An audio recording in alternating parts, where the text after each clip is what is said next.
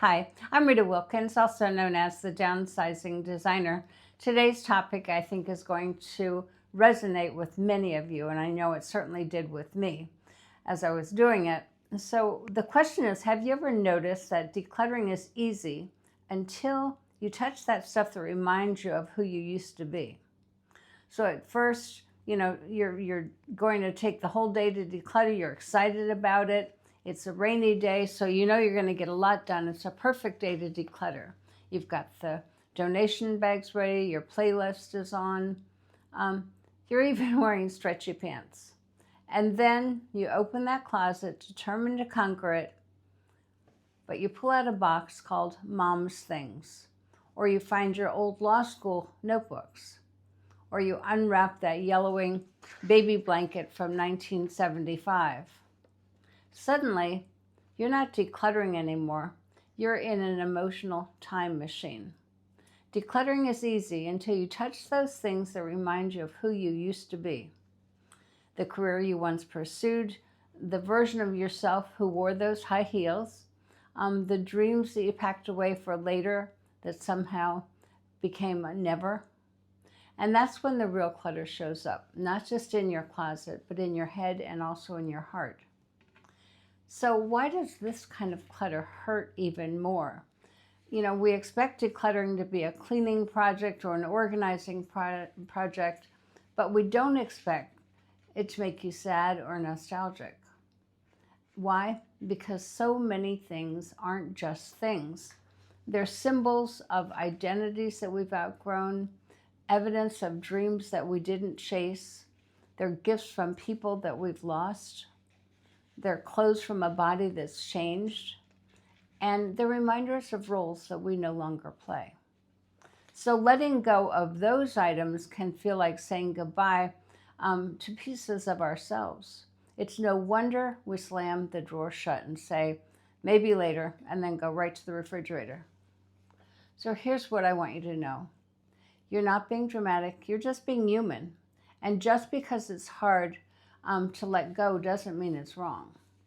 So what happens when you let go emotionally and practically?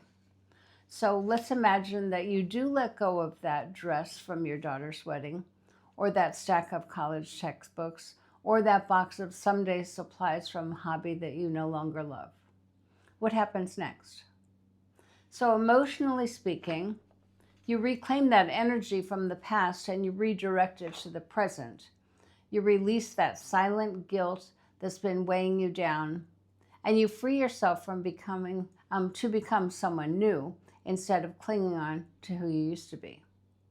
Now, practically speaking, you gain space that you didn't even know you had. You got your guest room back. You reduce the stress and the visual mental clutter. You find that you're actually what you actually want, you can find it more easily, and you can finally stop saying, I have no idea where that thing is. So decluttering is really just about getting rid of stuff. It's about making room for what matters now. So there are many common challenges about what you say to yourself. You might be hearing yourself say, this item reminds me of someone I miss. It brings back those memories. So instead, say this. Their memory lives in me, not in this object. I can honor them without holding on to everything. And then try this. Choose one item to keep, take a photo of the others, and write a memory to go along with them.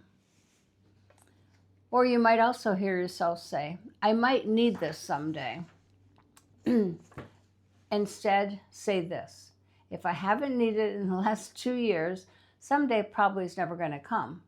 And if it is, then I'll just handle it then. So try this instead. Put that item in a maybe box, date it, and revisit it in 3 months or so. If you didn't miss it, then just let it go. And the third thing you might catch yourself saying is, this reminds me of who I used to be. So instead, say this. I honor who I was, and I'm excited about who I'm becoming. And then you can try this. Create a legacy shelf a small curated spot in your home to display a few meaningful items, reminders of your past, but not a whole storage unit full of stuff. So there are some simple and gentle ways to let go. You don't need to be ruthless. You just have to be honest with yourself and also be kind to yourself in that process. And here are a few easy, heart-centered strategies. So the first one is to start with a low emotion zone. So choose areas that don't hold strong memories, and typically those would be junk drawers, linen closet, expired pantry items. Build momentum and confidence. The second is to set a timer for 15 minutes.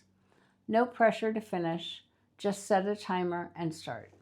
So guilt thrives in overwhelm, but clutter hates a timer. I love that. Clutter hates a timer, and it's so true.